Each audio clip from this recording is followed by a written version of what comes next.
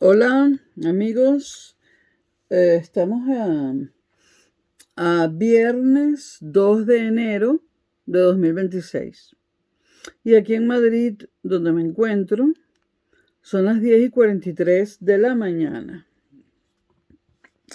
Voy a seguir con la serie de Historia del Mundo después de 1989 y en este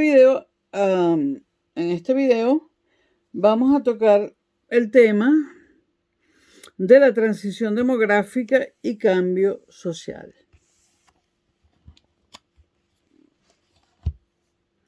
Bueno, en los últimos siglos, o mejor dicho, en los últimos 2 siglos, la humanidad ha pasado, en 200 años, de 1.000 millones de personas a más de 8.000 millones de personas.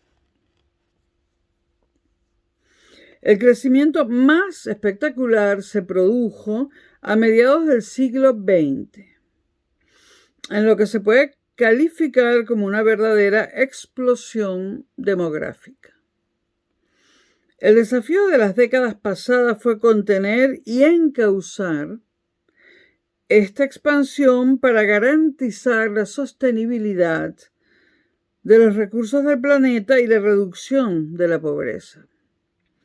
La actual tendencia es una desaceleración merced a la constante caída de la natalidad que empieza a provocar problemas de envejecimiento en muchos países.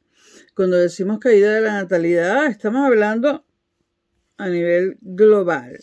Ya detallaremos en las diferentes regiones, ¿no? Bueno, vamos a abordar en este video también el desigual avance del proceso de transición demográfica. No en todas partes la transición demográfica ha sido igual. La cifra de población de un país resulta de 3 procesos: nacimientos, muertes y migraciones.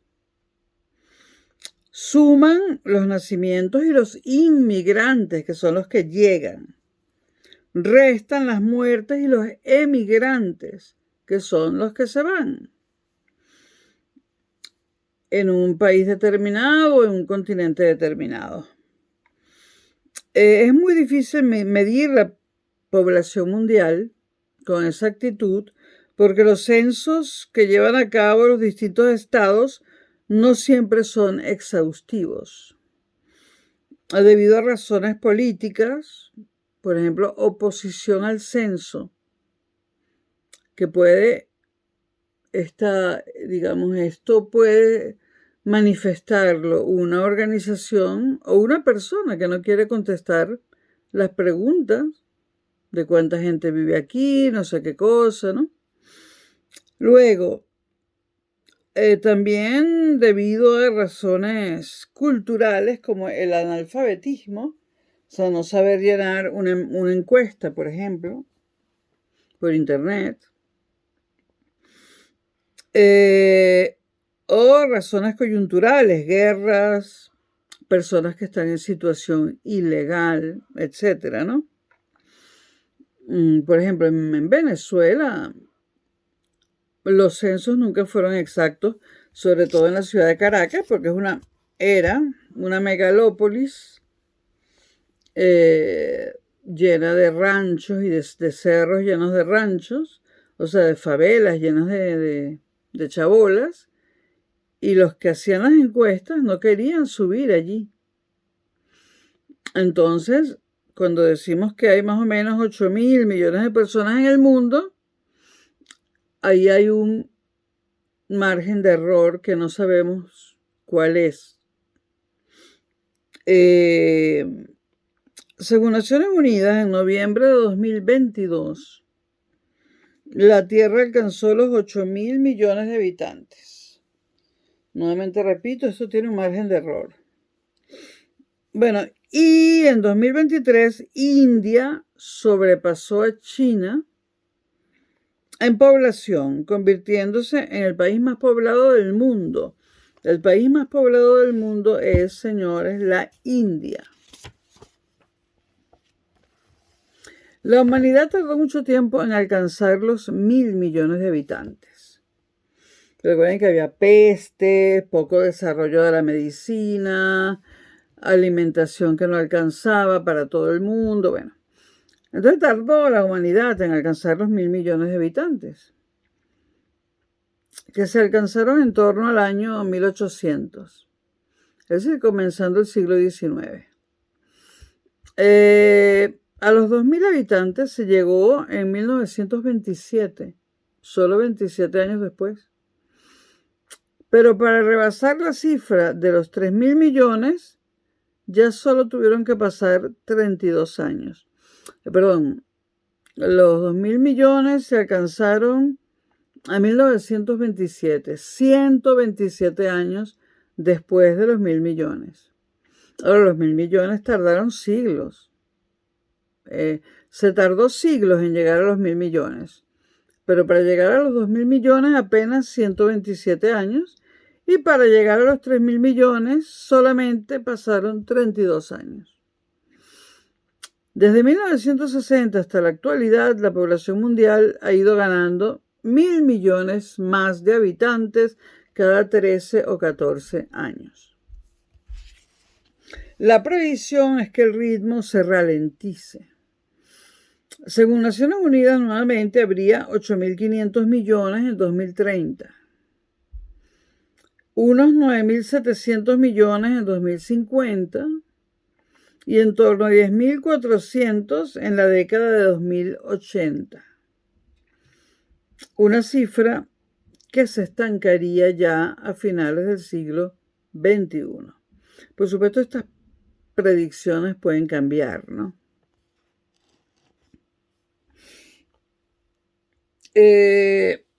Algunos demógrafos, sin embargo, estiman que el decrecimiento podría empezar mucho antes, desde mediados del siglo, por allí por 2040-2060, cuando se llegue a los 9.000 millones, para terminar la centuria en 8.800 millones, incluso menos si se cumplieran los objetivos de desarrollo sostenible. La razón es que la tasa mundial de crecimiento demográfico va disminuyendo desde su máximo del 2% anual en el lapso de 1965 a 1970 hasta caer por debajo del 1% en 2020. Ojo, lo que está decreciendo, disminuyendo, es la tasa de aumento de la población. Es decir, es la velocidad de aumento de la población. Ahora, la población sigue aumentando. Lo que está bajando es la velocidad del aumento. Si lo vemos en términos de funciones, la derivada primera de la población sería positiva, mayor que 0, lo cual indica que la población crece. Pero la derivada segunda sería menor que 0, lo cual indica que la población crece, pero ese crecimiento es la aceleración del crecimiento es negativa. Es decir, la población sigue creciendo, pero a una velocidad menor.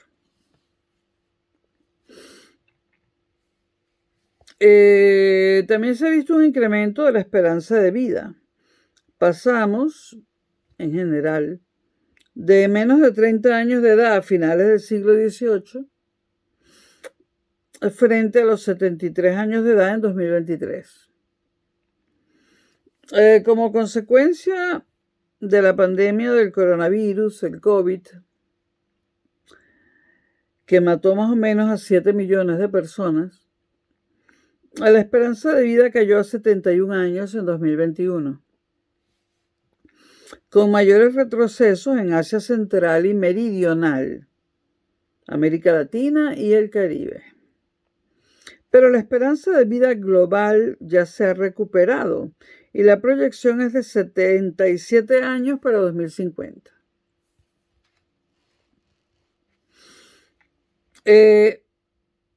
La mortalidad infantil también ha disminuido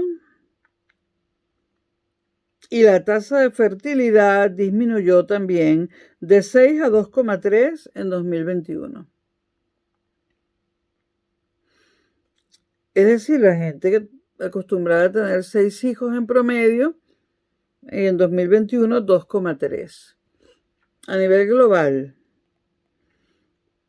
también se da el fenómeno del crecimiento de la población urbana, que en el siglo XX pasó de 220 millones de personas en las ciudades a 4.150 millones de personas en las ciudades, lo que supone un 55% de la población total del mundo viviendo en ciudades.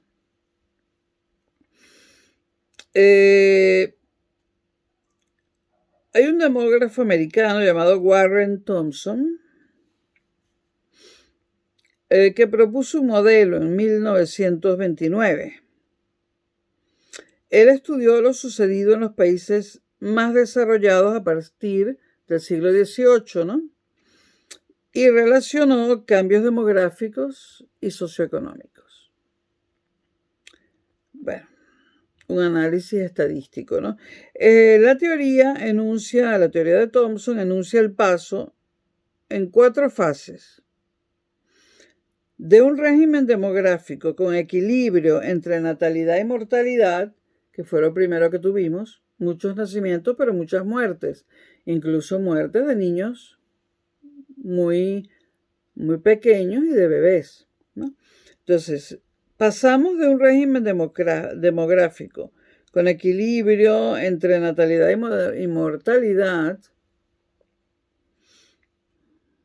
Estamos hablando desde finales del siglo XVIII,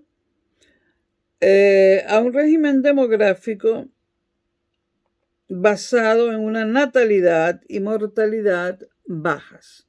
Es decir, todo lo contrario. Bueno, la primera fase. Vamos a enunciar las fases.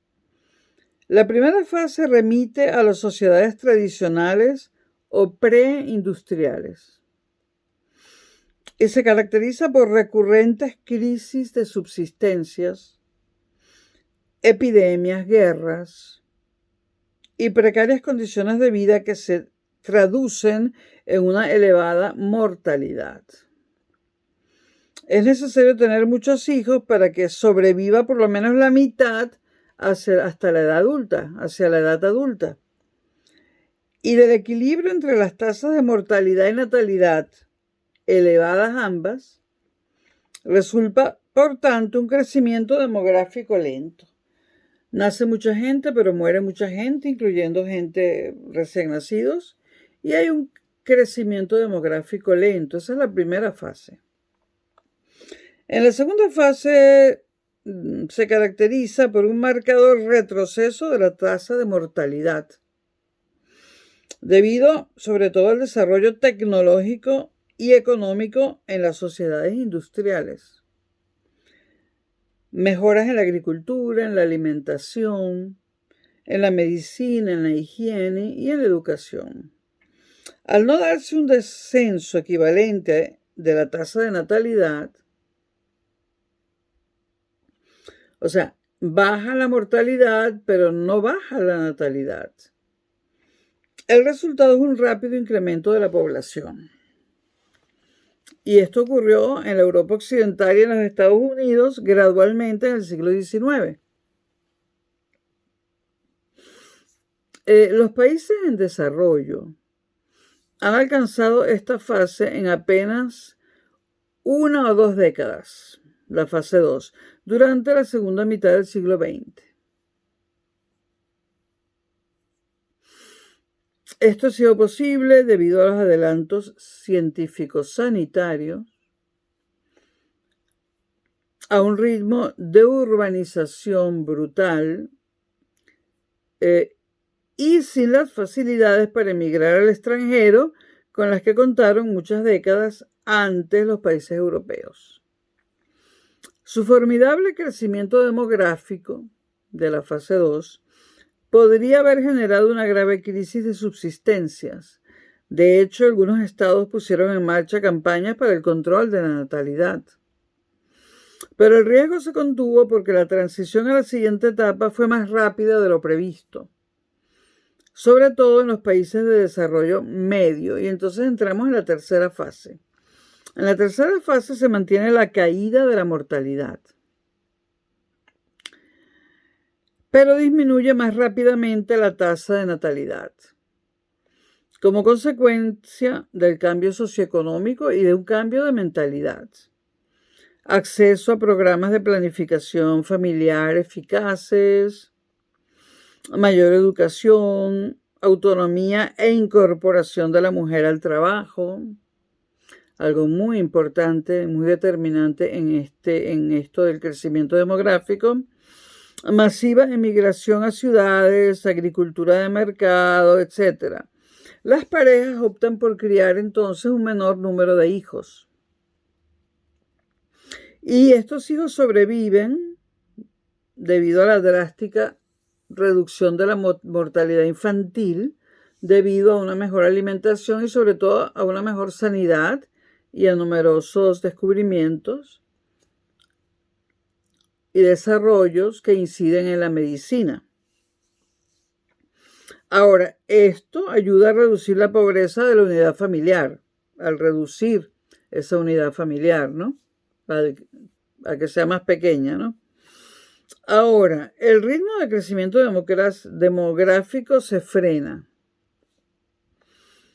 Esta caída de la fecundidad, que se dio primero solo en los países más desarrollados, se extendió en muy poco tiempo a Asia Oriental y Sudoriental y a América Latina, pero mucho más lentamente a África. Y entonces caemos en la cuarta fase, típica de sociedades postindustriales, las sociedades del conocimiento. Se caracteriza por tasas bajas, tanto de natalidad como de mortalidad. El crecimiento es mínimo o casi nulo, de forma que las cifras de población se estabilizan. En algunos países se empieza a producir un crecimiento negativo, es decir, disminuye la población de algunos países. Porque la tasa de fertilidad se sitúa por debajo de la tasa de reemplazo. La tasa de reemplazo es de 2,1 hijos por mujer. Uno de ellos niña. Así está fijada. Ahora, esto conduce a un aumento en la edad media de la población, con serias consecuencias económicas solo temporalmente compensadas por la inmigración, por los que llegan. Dado que el descenso de la natalidad ha dejado de ser un fenómeno específico de los países desarrollados y se está produciendo ya en la mayor parte del mundo, se perfila un futuro demográfico marcado por el envejecimiento, que ya se constata en algunos países, sobre todo países europeos, ¿no? Y una disminución de la población desde mediados o finales del siglo XXI.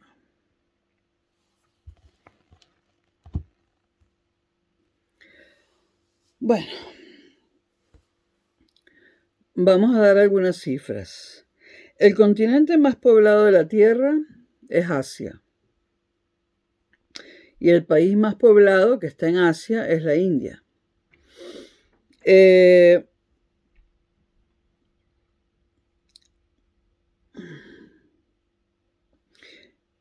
Asia, la región oriental y sudoriental, tiene unos 2.300 millones de personas. Y en la zona central y meridional de Asia hay unos 2.100 millones de personas. Esto supone el 56% del total mundial. Los dos gigantes demográficos son India y China, por supuesto, con más de 1.400 millones de habitantes. India y China son los países más poblados del mundo. Le siguen Estados Unidos, el tercer país más poblado del mundo, con 340 millones de habitantes. Bastante menos, ¿no? Indonesia, con 278 millones de habitantes. Pakistán, con 240. Nigeria, con 224. Brasil, con 216. Más el grupo que pasa de 100 millones. Los que voy a mencionar ahora pasan de 100 millones de habitantes. Bangladesh, Rusia, México, Etiopía, Japón, Filipinas, Egipto y la República Democrática del Congo. He nombrado México, ¿no? Bueno, México además tiene la capital mexicana, Ciudad de México, es la ciudad más poblada del mundo, además. Ahora, por nivel de desarrollo y según el índice de desarrollo humano, del cual hablamos en el video anterior, según el índice de desarrollo humano y los datos que nos da para el año 2018, esos son los datos que tengo, 2018, un 50% de la población mundial vive en los países más desarrollados, un 36% en países de desarrollo medio y el 13% en los menos desarrollados.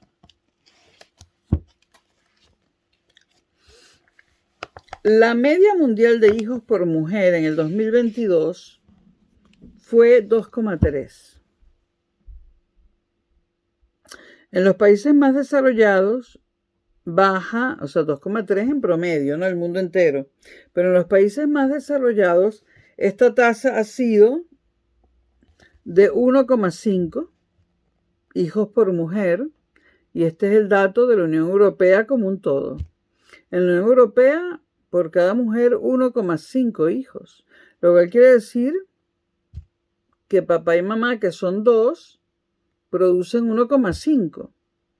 Es decir, va a disminuir y ya está disminuyendo la población, porque son menos de 2. 1,5 Unión Europea. 1,6 Estados Unidos. Los dos grandes bloques desarrollados del mundo. Tienen menos de 2 hijos cada uno, ni siquiera van a mantener su población, va a disminuir, a no ser que sea compensado con las inmigraciones. Repito, Unión Europea, las mujeres tienen 1,5 hijos y en Estados Unidos 1,6, según datos del 2022. Ahora, en Asia Central y Meridional, el número aumenta a 2,3. En el Magreb y Asia Occidental, el número aumenta a 2,8. Para llegar a 4,6 en algunos países de bajo desarrollo. Y estos países, por supuesto, están en África.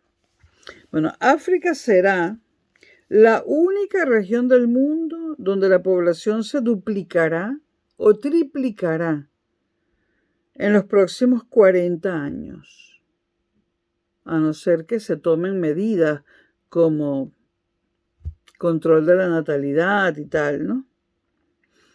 Asia seguirá siendo la región más populosa, pero parará su crecimiento en torno al 2050. Entonces tenemos en los próximos 40 años a África como la región del mundo donde más gente nace. Y nacen, pero no tienen recursos para mantenerse.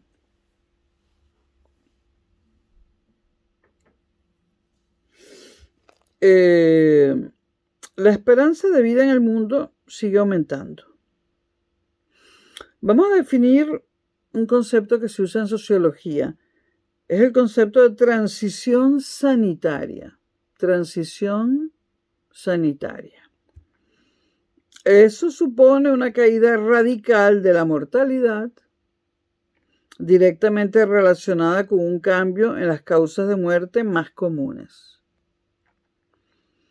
Primero disminuyeron las enfermedades infecciosas y parasitarias, entre ellas el cólera y la malaria. Y también disminuyeron las enfermedades del aparato respiratorio y digestivo. Y sobre todo a partir de 1945, la caída incidió en los adultos, con mortalidad ligada a enfermedades crónicas y accidentes, ¿no?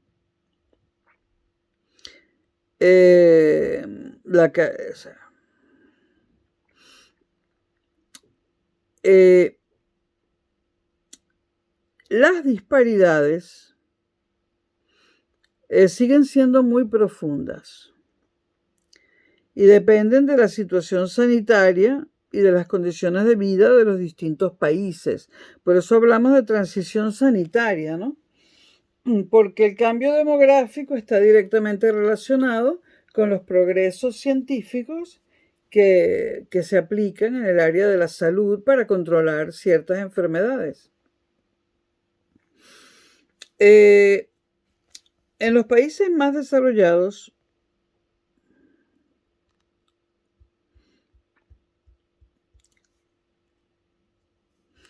repito, en los países más desarrollados, la esperanza de vida sigue aumentando. Por ejemplo, en Japón, 84,6 años de esperanza de vida.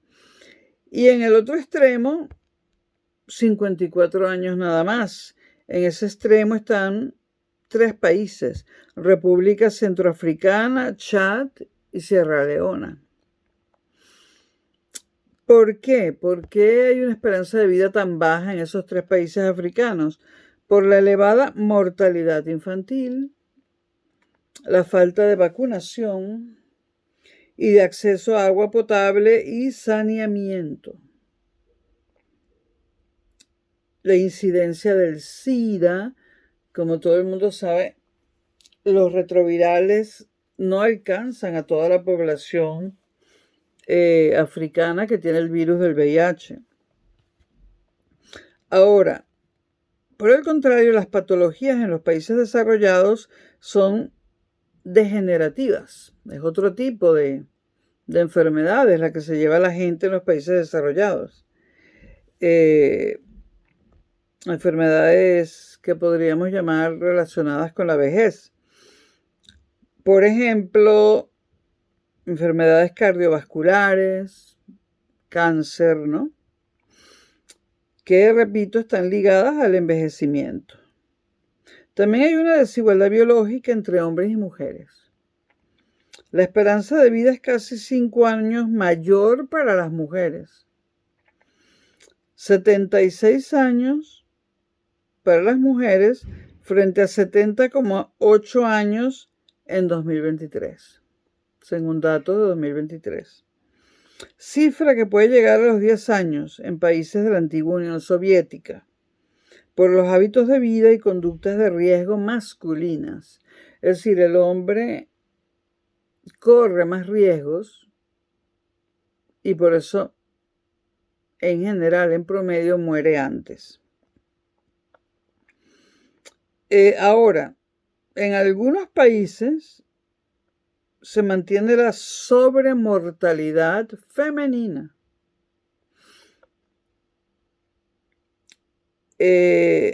Son países que están en las primeras fases de la transición sanitaria, es decir, no poseen recursos para aplicar los nuevos medicamentos, los nuevos tratamientos, ¿no? Y además, no solo las mujeres mueren más que los hombres por falta de medicinas y de médicos. por decirlo así, sino porque hay pautas acusadas de discriminación por sexo. Hay países donde cuando el bebé es una mujer, lo matan. Y esto ocurre en Afganistán, Nepal y en el África subsahariana.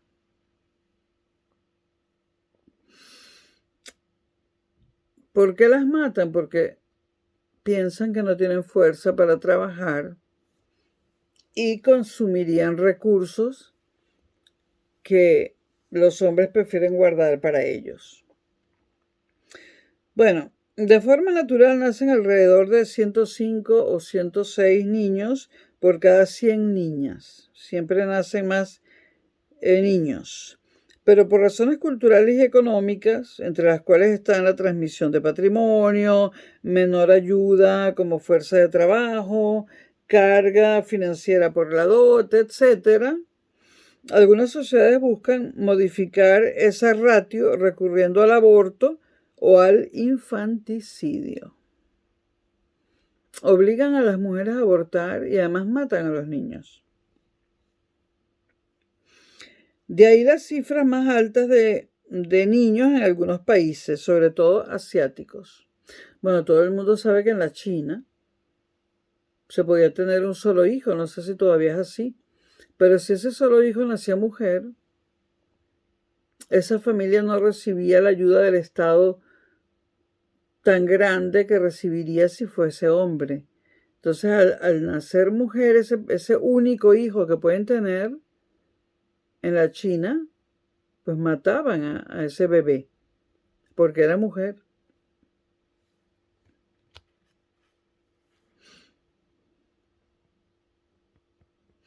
Bueno, en la franja de adultos solo se observa una mayoría de hombres en países como los petrolíferos, con una inmigración masculina intensa. O sea que la mayoría de hombres es porque hay migrantes que llegan a esos países. ¿A qué? Bueno, a trabajar en el área petrolera, pues son países que dan empleo. Venezuela en su momento, obviamente ahora no, pero en su momento Venezuela recibió un caudal de inmigrantes enorme porque Venezuela necesitaba mano de obra. Y entonces toda Europa emigraba a Venezuela, emigraba a Argentina, emigraba a Chile, Uruguay, Colombia. Bueno, emigraban los chinos, los árabes, ¿no? Y esto sigue sucediendo en países como Kuwait, Emiratos Árabes, etc.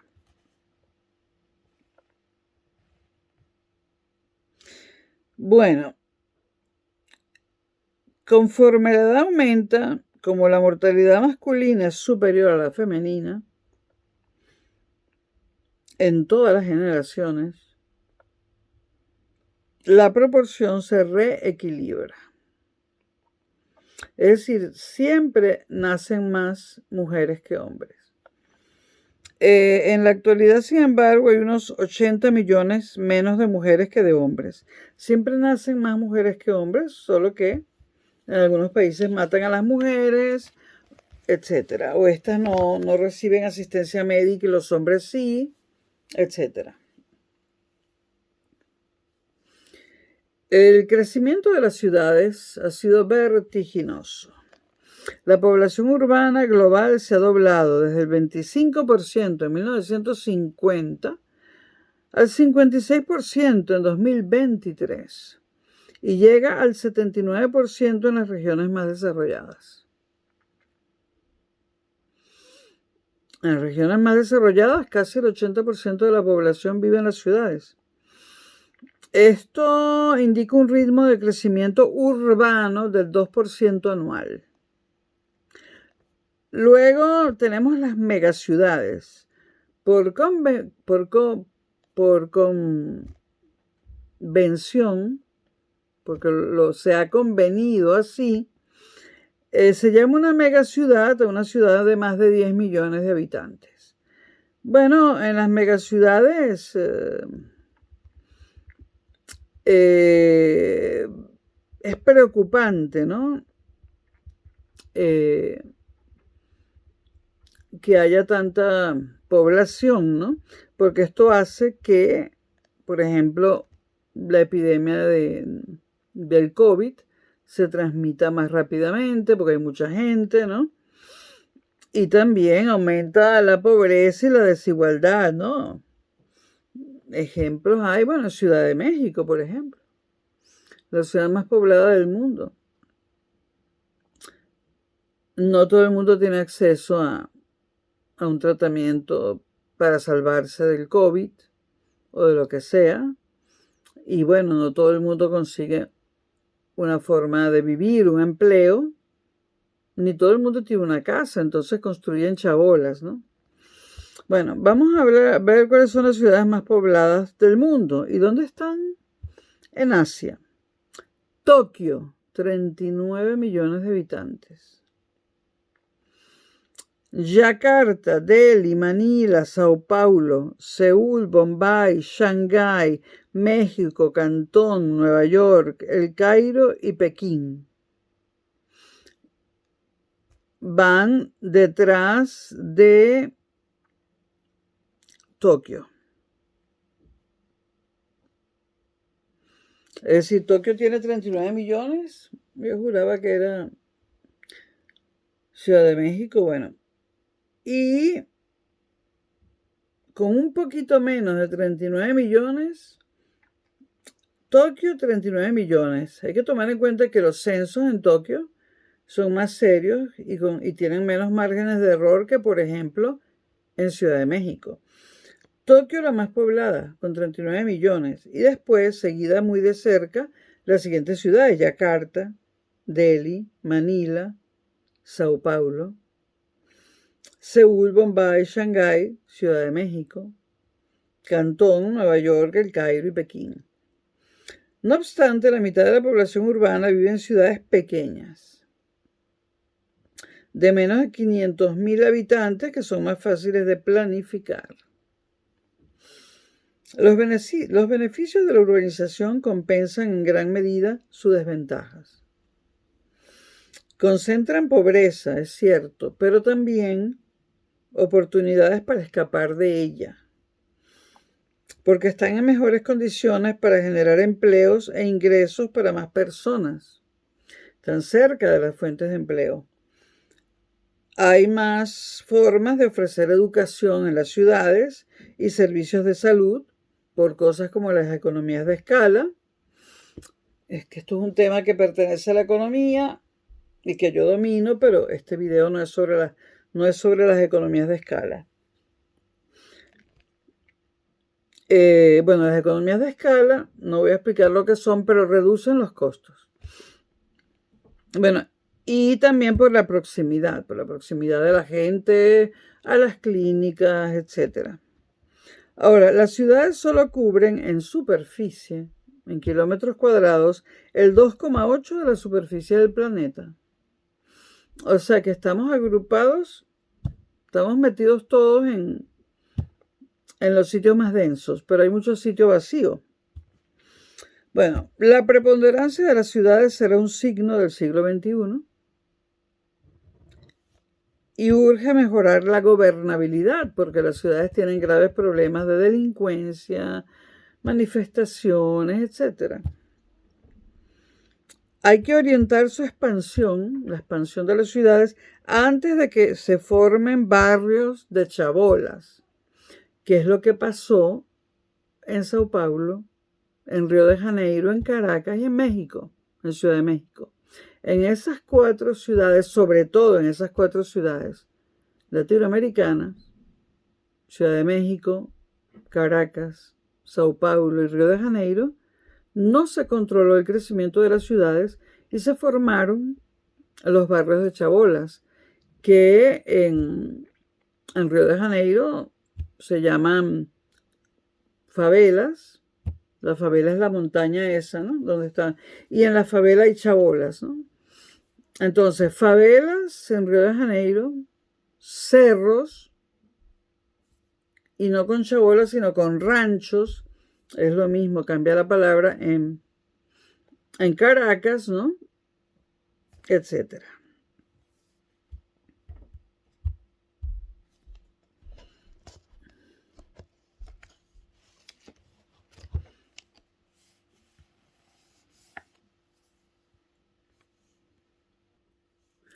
Bueno, tenemos hoy en día una población más joven que nunca en los países de desarrollo medio y bajo, frente a un profundo envejecimiento de los países más desarrollados, donde los mayores de 65 llegan al 21% en Europa Occidental,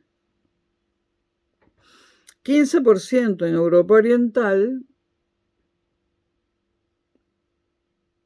y el 13%, entre el 13 y el 17% en América del Norte, incluyendo Canadá y Estados Unidos.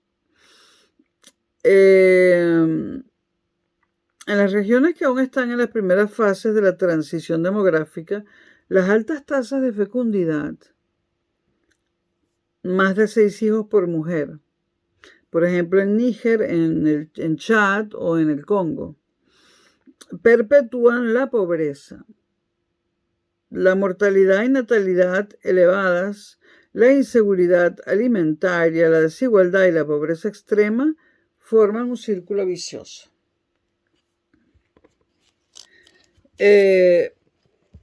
No se habla de la aparición de delincuentes en esos lugares, ¿no? Porque uno de los autores del libro que estoy siguiendo no ve delincuentes en esos lugares. Los ve en personas como yo. Bueno, luego cierro el comentario personal. En algunos países africanos, como la República de Sudáfrica, la incidencia del SIDA, que afecta a adultos y jóvenes, ha agravado el cuadro en los últimos años. La población joven, los menores de 24 años de edad, constituye el 43% de la población mundial. En los países de nivel medio y bajo, la coyuntura idónea se produce cuando la caída de la fecundidad ha comenzado y hay un alto porcentaje de población en edad de trabajar, al llegar las nuevas generaciones a la edad adulta. Se llama dividendo demográfico o ventana de oportunidad demográfica. Este es un concepto sociológico. Dividendo demográfico, o también se le llama ventana de oportunidad demográfica. A lo que acabo de explicar se le llama así. Es decir, que cuando la caída de la fecundidad ha comenzado y hay un porcentaje alto de población en edad de trabajar, al llegar las nuevas generaciones a la edad adulta, enseguida reemplazan a los que se están jubilando.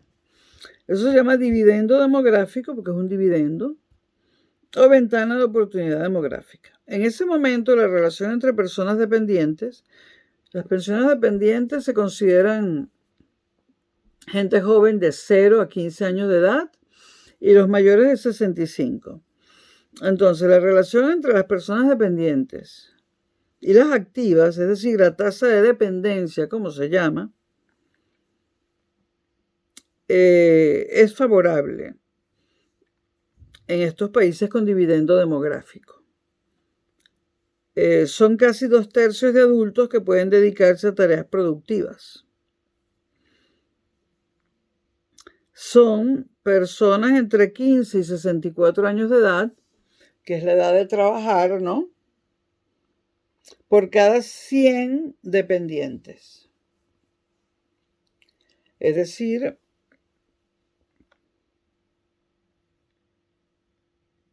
una buena cifra. Bueno, luego están los tigres económicos asiáticos, ¿no? Que hicieron mucha bulla en las últimas décadas del siglo pasado. Corea del Sur, Taiwán y Singapur. Experimentaron en las últimas décadas del siglo pasado, década de los 80, 90, un crecimiento económico espectacular, ¿no?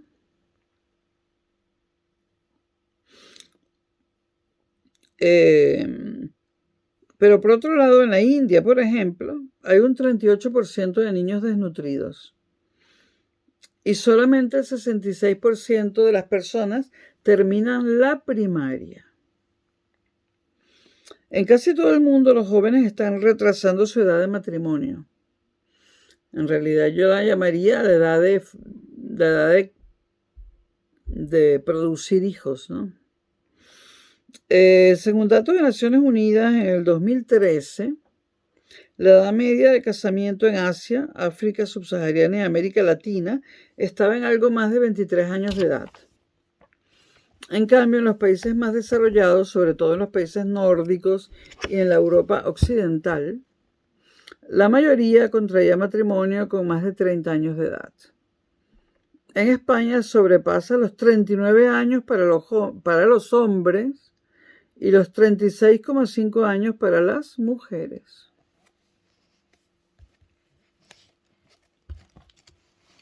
Nos casamos tarde en España. Entre el año 2000 y 2050, las cifras de personas con más de 60 años pasarán de 900 a 2.400 millones, del 10 al 21% a nivel mundial. Esta situación afectará primero a los países más desarrollados, amenazando con asfixiar sus economías, recortar sus perspectivas de crecimiento y hacer inviables sus sistemas de seguridad social. Faltarán adultos para sostener el mercado laboral y pagar impuestos, y aumentará el gasto para el cuidado de los mayores enfermos y dependientes. Las políticas más efectivas para incentivar la natalidad parecen las escandinavas, a través de prestaciones y subsidios, permisos para madres y padres por natalidad y servicios de guardería diurna que facilitan la crianza, pero que son caros. La ratio de dependencia ya es un problema grave en Japón, donde llega a un 45%, y en Europa Occidental casi 30%. Tardará en llegar a China, que tiene un 15%, y aún más al resto del mundo, donde el porcentaje es 13,3%. Otro problema será la protección social de este grupo de edad de más de 65 años. Según la Oficina Internacional de Trabajo, OIT, alrededor del 90% de la población activa mundial no está cubierta por programas de pensiones que le puedan proporcionar ingresos suficientes de jubilación. No es una tontería, el 90% de la población activa no está cubierta por programas de pensiones que le puedan proporcionar un ingreso suficiente de jubilación. Y un 48% carece de la más mínima pensión, según datos del año 2017. Además de las muertes y los nacimientos, como dijimos al principio del video, el tercer factor demográfico son las migraciones. Las mejoras y el abaratamiento de los transportes y las comunicaciones han facilitado los movimientos migratorios, que se han convertido en un componente más de la globalización y un componente muy importante, y pueden tener un papel importante en la reducción de la pobreza. Como lo señala la Organización Internacional para las Migraciones, OIM, Naciones Unidas define al migrante como alguien que ha residido en un país extranjero durante más de un año, independientemente de las causas de su traslado o de los medios utilizados, sean legales o ilegales. La migración puede ser, por tanto, voluntaria o forzada. En el primer caso, tiene que ver con razones de trabajo, reunificación familiar o matrimonio. Quienes emigran suelen estar mejor educados que quienes se quedan en sus países, pues los migrantes necesitan acceso a información y algún tipo de apoyo financiero para cruzar fronteras. Es decir, que en Venezuela, se han quedado las personas menos capaces. La decisión, que suele tomarse entre los 15 y 30 años, depende de si hay compatriotas conocidos en el lugar de destino, el llamado efecto llamada. Este efecto llamada se da, yo creo que en el país del mundo que más se da es en España y tiene que ver con la colonia venezolana. Cada día llegan más venezolanos porque esto está lleno de venezolanos. El efecto llamada. También tiene que ver con las oportunidades de empleo que haya en el país de destino, vivienda, educación superior, ¿no? Etcétera. Las personas que viven en otro país sin autorización o sin documentación, es decir, sin visado, son considerados migrantes irregulares. Esa es la definición. Mientras que los que han sido introducidos mediante contrabando o han sido objeto de trata de un país a otro son denominados migrantes ilegales. Es decir, hay migrantes irregulares e ilegales. Los irregulares entran con pasaporte de turista y se quedan, ¿no? Pero entran ellos por sus propios medios, ¿no? Ahora, si se trata de trata de personas, ya no hablamos de migrantes irregulares, sino ilegales. Los migrantes forzados, que es otro tipo de migrantes, son los refugiados. Personas que huyen de países asolados por la guerra o la violencia y no pueden o no quieren regresar porque carecerían de la protección efectiva, de la protección para su vida. El fenómeno ha crecido sostenidamente, el fenómeno de la migración, desde 1960. En esa época afectaba al 2,5% de la población mundial y en el 2022 llegó a 3,6%, casi 300 millones de personas.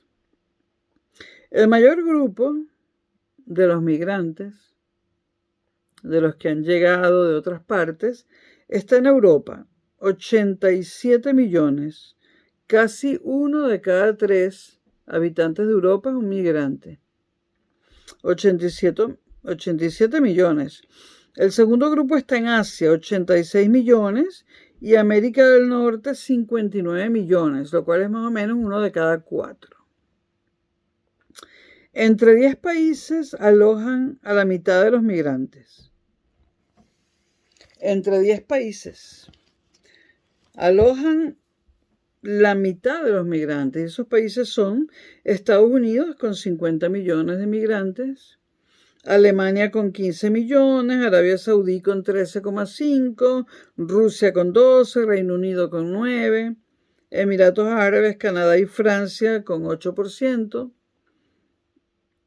con 8 millones, y Australia y España unos 7 millones. Estos son datos de 2022. En España ha subido ese número. Más del 40% de todos los migrantes habían nacido en Asia. México es el primer país en número de migrantes, seguido de China y Pakistán. Los principales corredores migratorios se dan en Asia Occidental y Meridional. Un corredor migratorio importante es el que va de la India a Bangladesh, el corredor de los afganos a Pakistán e Irán,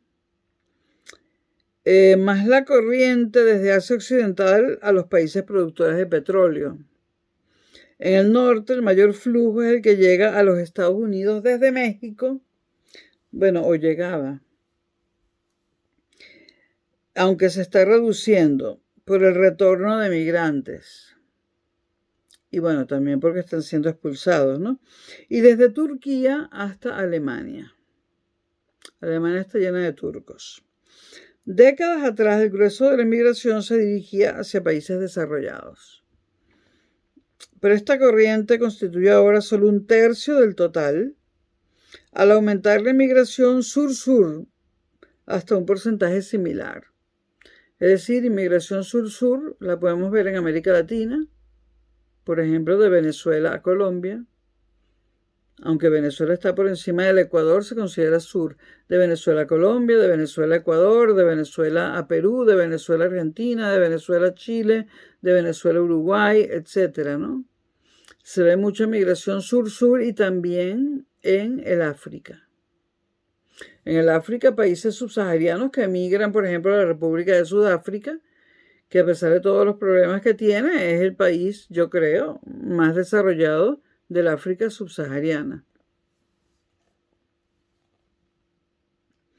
En Australia y Nueva Zelanda, los inmigrantes representan más de un 20% de su población, 1 de cada 5. En los Estados Unidos el 16%, en Europa el 8,5% y menos del 2% en el resto de los continentes. En algunos países es determinante los inmigrantes. En Emiratos Árabes, en Kuwait o Qatar, supone en torno al 80% de migrantes que llegan. ¿Por qué? Porque los ciudadanos de esos países son ricos. Viven del dinero del petróleo que el Estado se los entrega. Entonces, no trabajan y por eso hay un 80% de migrantes. Son los migrantes los que trabajan en Emiratos Árabes, en Kuwait o en Qatar.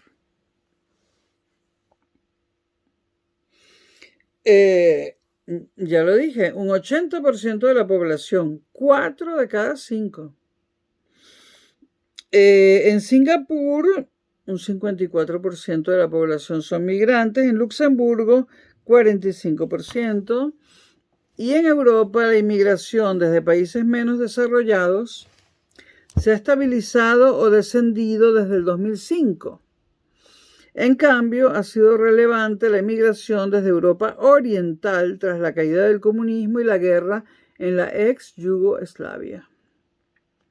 Según ACNUR, Oficina de Alto Comisionado de las Naciones Unidas para los Refugiados, la cifra de refugiados fue en 2021 de 21,3 millones de personas, excluyendo los 5,8 millones de palestinos. No los estamos incluyendo. Se estima que hay 10 millones de personas apátridas, sin patria, a quienes se les ha negado una nacionalidad y acceso a derechos básicos como educación, salud, empleo y libertad de movimiento. Las demandas de asilo político se elevan a 4,6 millones. De los refugiados, el 80% es acogido en países asiáticos y africanos. Los países que más refugiados amparan son Turquía, que tiene 3,2 millones de refugiados, Pakistán con 1,4 millones de refugiados, Uganda con 1,3 millones de refugiados, Líbano e Irán, cada uno con 1 millón de refugiados, y los 28 países de la Unión Europea acogen alrededor de 1,9 millones de refugiados.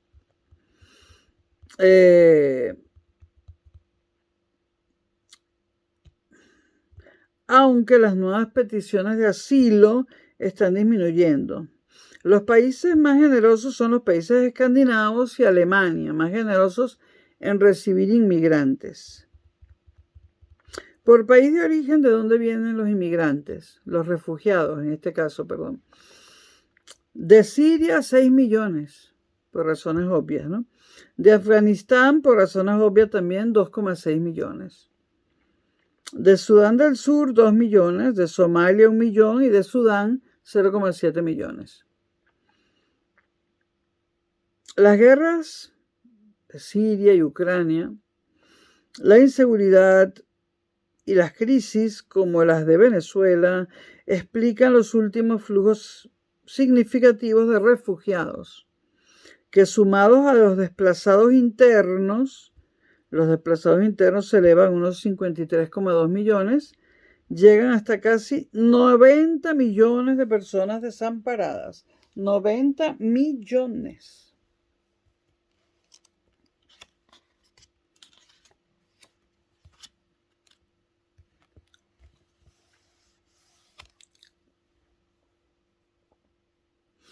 Bueno, la segunda parte la grabo en otro video porque se va a hacer muy largo este. Nos vemos ahora.